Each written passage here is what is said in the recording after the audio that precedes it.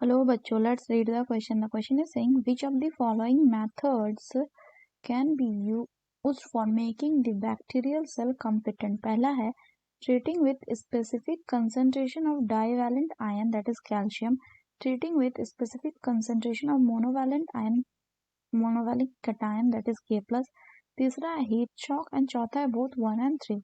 तो आइए देखते हैं हम इसका की कंसेप्ट. तो अगर हम बात करें इसके की कंसेप्ट का, की कंसेप्ट हो जाएगा मेकिंग ए कॉम्पिटेंट होस्ट. तो कॉम्पिटेंट होस्ट क्यों जरूरी होता है? सो कॉम्पिटेंट होस्ट जो है it is essential for the transformation with the recombinant DNA. तो अगर हम बात करें कि मान लीजिए किसी बैक्टीरियल सेल को हमें क्या बनाना है, कॉम्पिटेंट बनाना है. बैक्टीरियल सेल को हमें बनाना है कॉम्पिटेंट. तो इसके लिए क्या करते हैं, ये जो बैक्टीरियल सेल है को हम ट्रीट करते हैं. We treat it with divalent cation. Divalent cation जैसे कि कैल्शियम आयन. तो कैल्शियम आयन क्या करता है अगर हम बात करें तो ये जो कैल्शियम है, दिस कैल्शियम आयन ये कुछ नहीं करता, ये सिर्फ इंक्रीज कर देता है. So it increases the efficiency with which DNA, जिससे कि DNA क्या करेगा, इंटर करेगा बैक्टीरिया में, इंटर दी बैक्टीरिया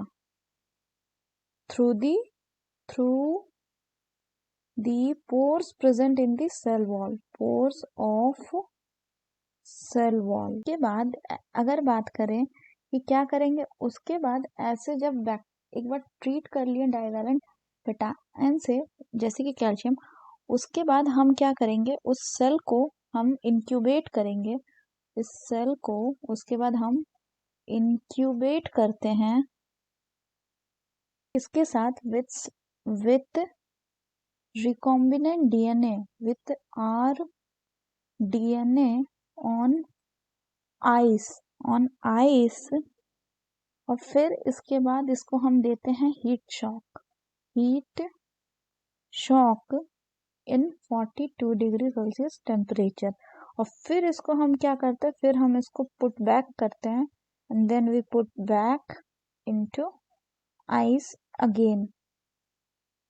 सो बोला गया कि बैक्टीरियल सेल को हम कॉम्पिटेंट कैसे बनाएंगे. तो the correct option will be option 4 that is both 1 and 3, यानी हीट शॉक भी देंगे एंड स्पेसिफिक ट्रीटमेंट देंगे डाइवैलेंट कैटायन जैसे कि कैल्शियम से. So that's all for the question बच्चों. Hope you understood it well. Best of luck.